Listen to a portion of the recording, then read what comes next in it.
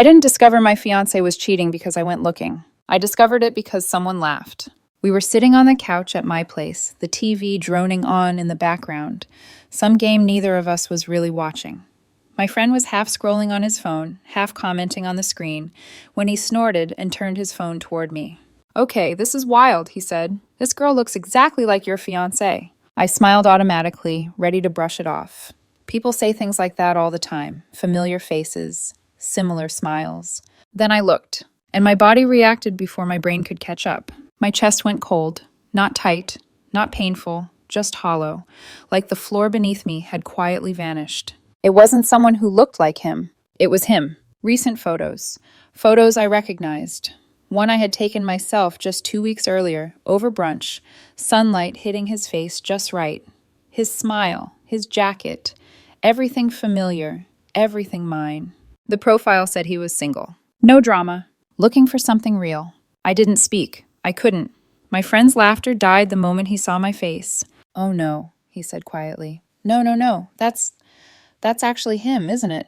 I nodded. I was 3 months away from my wedding. Venue booked, deposits paid, invitations being designed, 4 years together, 2 years living together, a future planned down to the shape of the backyard and the names we casually debated for children we hadn't even conceived yet.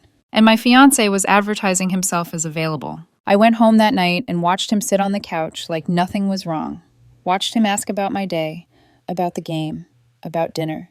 His voice steady, his hands relaxed, the same hands that had slid a ring onto my finger. I locked myself in my office instead of screaming, instead of confronting him, instead of crying. I downloaded the app, found his profile in minutes, active that morning. Then another app, then a third, 3 dating apps, 3 different versions of him, all single, all active, all lying. I sat there until midnight, phone glowing in my hands, heart pounding so hard it felt louder than the silence around me. That night, when he knocked on the door and said, "You coming to bed?" I said yes. When he said, "Love you," I said it back. And it tasted like swallowing glass. Because in that moment, I wasn't angry yet. I was calm, terrifyingly calm. And somewhere in that quiet, a thought formed, slow, deliberate, irreversible. If he was going to lie to my face, then I was going to let him walk straight into the truth. We didn't start as a dramatic love story. No fireworks, no grand gestures, just something steady that grew roots before either of us realized how deep they'd gone. We met 4 years earlier at a friend's birthday dinner, one of those loud, crowded restaurant nights where everyone talks over each other and you end up having the same half conversation 3 times with different people. He sat across from me, asked what I did for work, listened instead of waiting for his turn to speak. That alone felt rare. After dinner, a group of us walked to a bar nearby.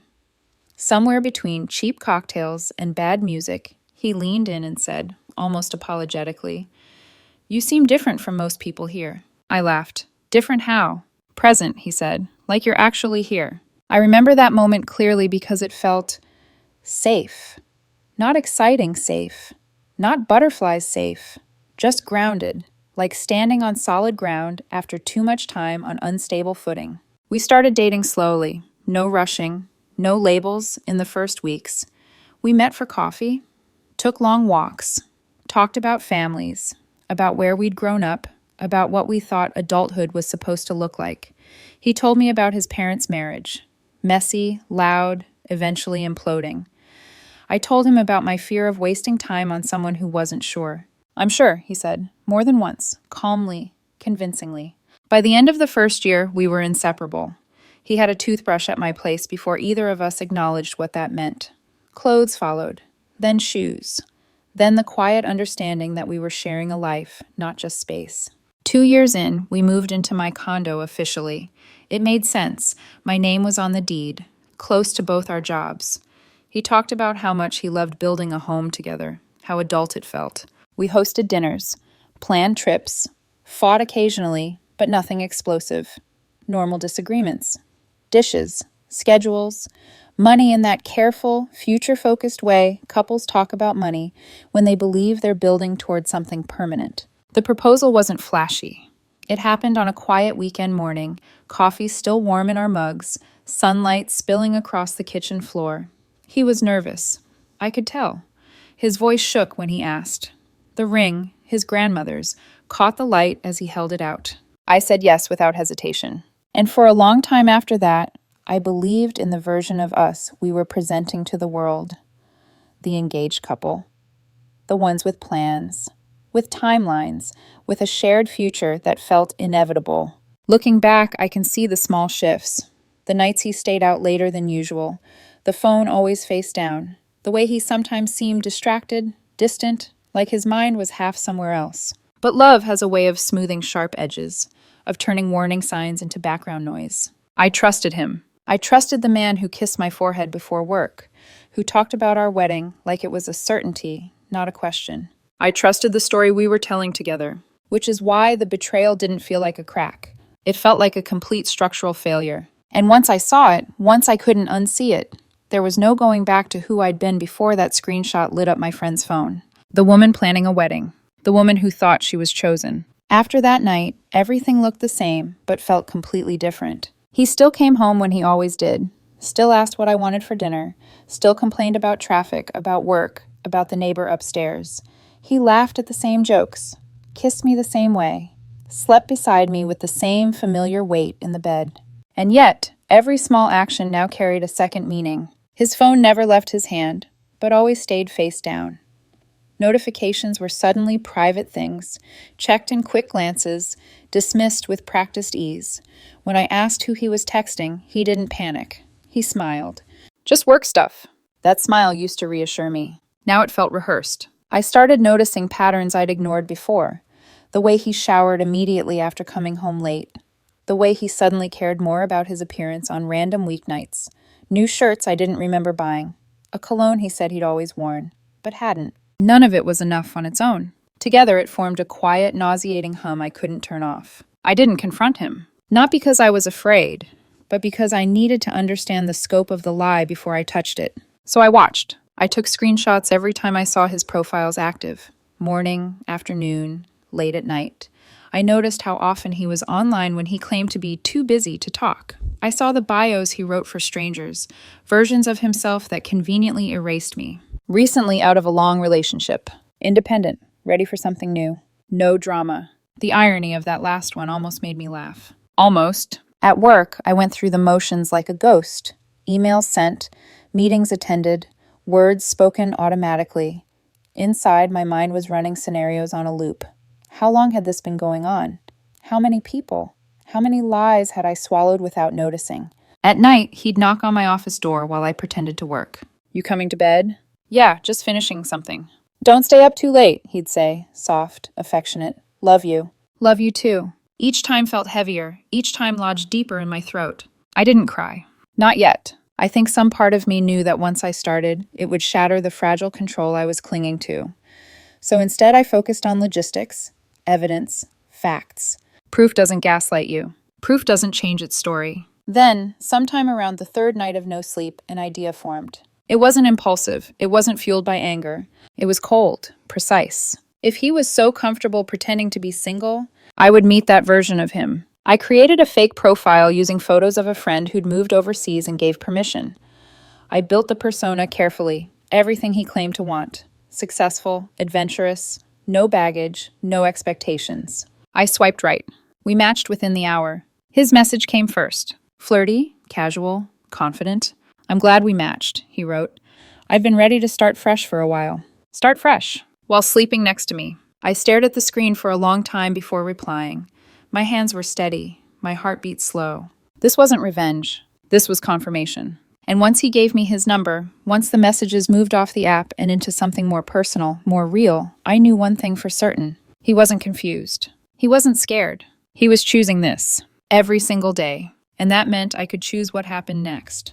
We texted for days. Not in a rushed, careless way, but with intention.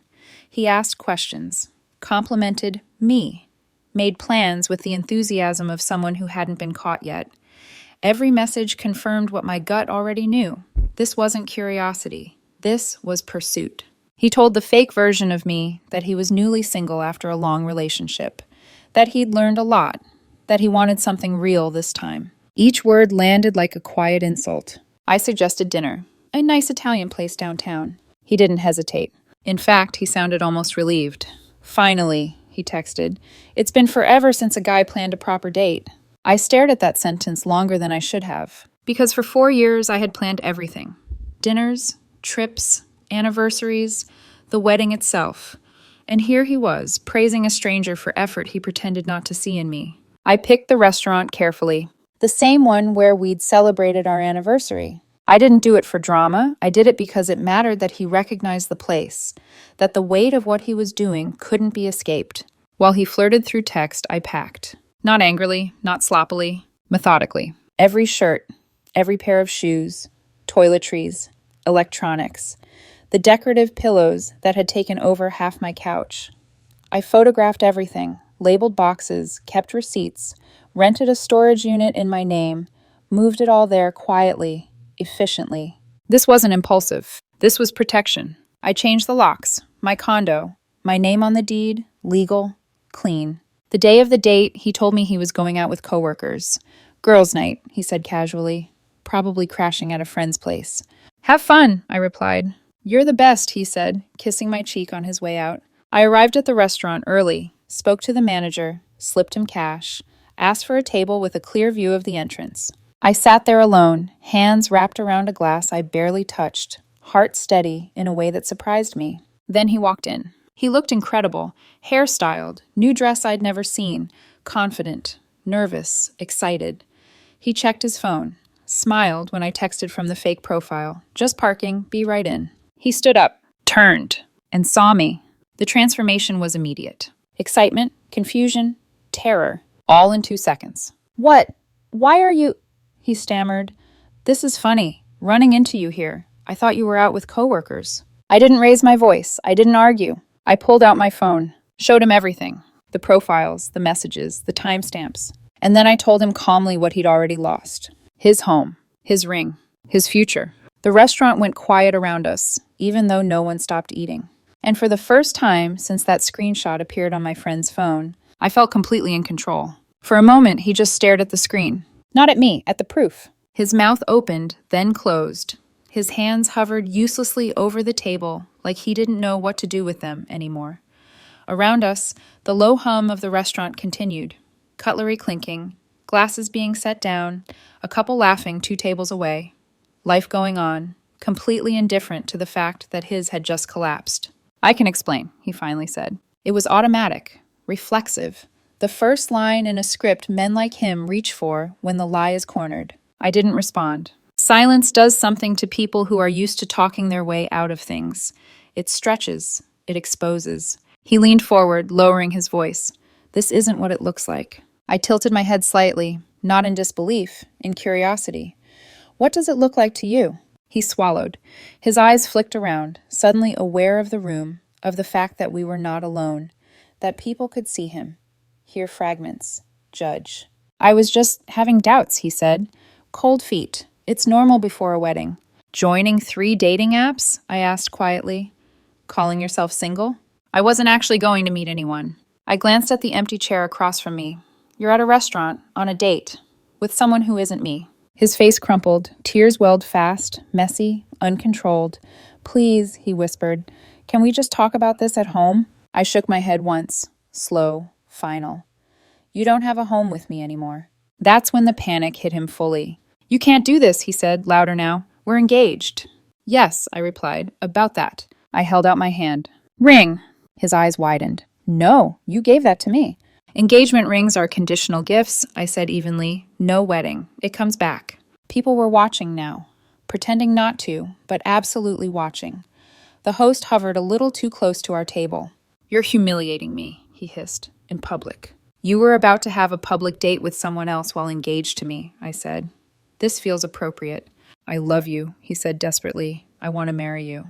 Then this is a strange way of showing it. I told him where his things were. The storage unit, paid through the end of the month. The key and address waiting at the host stand. Clear, documented, finished. He twisted the ring off his finger with shaking hands and threw it at me. I caught it. The weight of it in my palm felt different now. No longer a promise, just metal and memory. Don't contact me, I said, standing, except for logistics. When I walked out, I could hear him crying behind me. My hands started shaking only after I reached my car. But underneath the adrenaline, beneath the grief, the shock, the ending, I felt something unexpected. Relief. Like I'd finally set down something heavy I'd been carrying without realizing it. The first text came before I even made it home. "This is insane. I'm coming to get my things right now." I pulled into my garage, sat there with the engine off, and let my phone buzz itself quiet. "They're in storage," I replied. "Address was provided." "Let me into our home." "My home," I corrected. "You don't live here anymore." That's when the threats started. "I'm calling the cops." "Go ahead," I wrote back. "I'll show them the deed in my name and your dating profiles. Good luck." Silence. It lasted exactly 12 hours. The next morning, my phone exploded. Apologies, rage, apologies again, long paragraphs, short demands. He cycled through emotions like he was flipping channels, hoping one would land. "I never actually met anyone." "You're overreacting." "I'm getting a lawyer." "Please, can we just talk?" I didn't respond. His mother called. I let it go to voicemail. She left a long message about forgiveness, about how nobody is perfect, about how I was throwing away 4 years over mistakes. 3 dating profiles aren't a mistake. They're a system. His best friend texted next. Indignant, accusatory. "You didn't have to humiliate him like that." I blocked him without replying. Around midday, security at my office called. "There's a man in the lobby asking for you. He's emotional." I closed my laptop and went downstairs. He looked awful. Makeup smeared, hair unwashed, clothes wrinkled like he'd slept in them. The confident man from the restaurant was gone. "5 minutes," he begged. "That's all I'm asking." "No," I said calmly.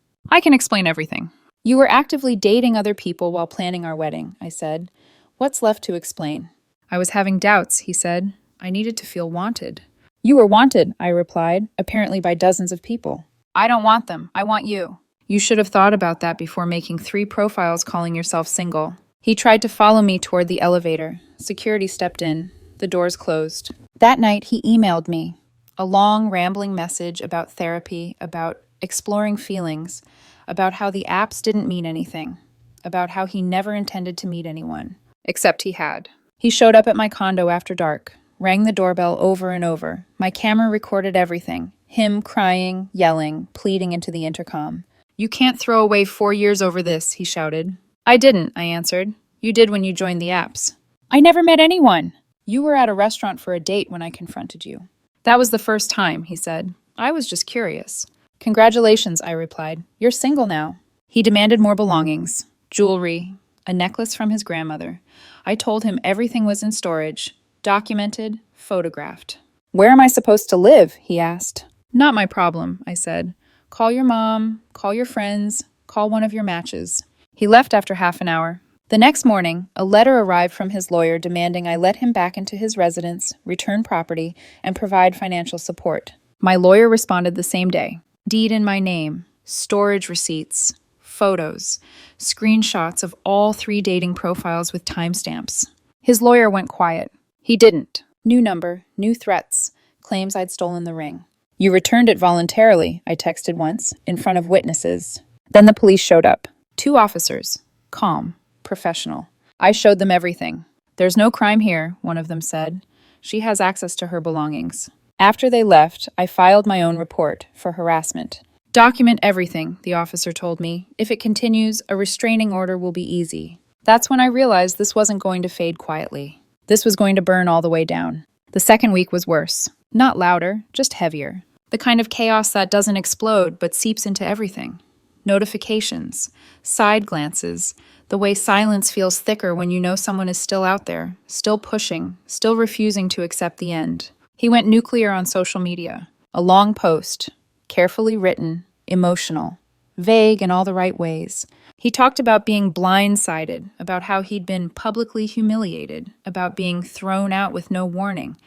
He didn't mention the dating apps. He didn't mention the lies. He didn't mention showing up to a restaurant for a date with someone else while engaged. Friends flooded the comments. "This is abuse. You didn't deserve that. How could she do this to you?" My phone started buzzing nonstop. Messages from people asking what happened. Some gentle, some accusatory, some already convinced I was the villain. I didn't respond publicly. I sent the full story with screenshots to a small circle of people I trusted. Then I waited. The truth doesn't need volume. It just needs time. Within days, cracks appeared. Comments started shifting. "Why were you on dating apps if you were engaged? That doesn't add up." Were you really blindsided? He deleted the post. His mother called my mother. My mom called me immediately.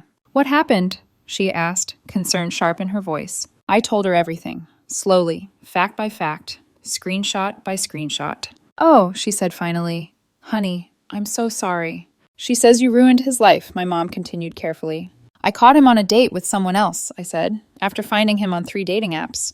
There was a pause. Then, I'll handle it. Apparently, that conversation did not go well. Now both families were fighting. As if things weren't messy enough, the wedding vendors started calling. We'd put down around $15,000 in deposits. He demanded half back. Half of what? I asked flatly. I put money into that wedding. You put in $3,000, I said. I put in 12, and the wedding's off because you were cheating. I wasn't cheating. You were actively dating other people. That doesn't count. To who? I asked. In what universe? Most vendors were understanding, still lost a chunk, non-refundable deposits. It hurt, but it wasn't catastrophic. What hurt more was the exhaustion, the constant vigilance, the feeling that no matter how rational I stayed, I was still being pulled into his chaos. Then came the breaking point. He broke into the storage unit, cut the lock, took his things, and destroyed some of mine, items I'd temporarily stored there, equipment worth thousands, smashed, ruined, pointless destruction. The facility called me immediately. They had cameras. I filed a police report. This time it wasn't civil. It was criminal. When the officer said the words, destruction of property, my knees went weak, not from fear, but from the weight of realizing how far this had gone. This wasn't heartbreak anymore. This was danger. And standing in the aftermath, staring at the damage he'd caused just to feel powerful for a moment, I hit my lowest point. Not because I missed him, but because I finally understood who he really was, and how close I'd come to marrying him. The call from my lawyer came the morning after the police report. Not dramatic, not urgent. Just calm, measured. Given what's happened, she said, you're in a very strong position. But now is the moment to lock everything down. That sentence shifted something in me. Up until then, I'd been reacting. Methodically, rationally, but still responding to his chaos. Blocking numbers, saving screenshots, answering letters, bracing myself every time my phone buzzed. Now, for the first time since the restaurant, I stopped reacting and started deciding. We reviewed everything. The storage unit receipts, the photos, the timestamps, the doorbell footage, the office security logs, the police report for harassment, the new report for property destruction. This isn't a breakup anymore, my lawyer said. It's a pattern. That word landed hard. Pattern. It explained the dating apps, the lies, the public smear, the legal threats, the break-in, the destruction. None of it was random. None of it was emotional overflow. It was entitlement. He believed I would eventually bend, that I would feel guilty enough, tired enough, embarrassed enough to let him back in, physically, emotionally, legally. He was wrong. That afternoon, his lawyer called mine. They wanted to resolve things amicably. Translation, he was in trouble. The storage facility had him on camera, cutting the lock, entering after hours, destroying property that didn't belong to him.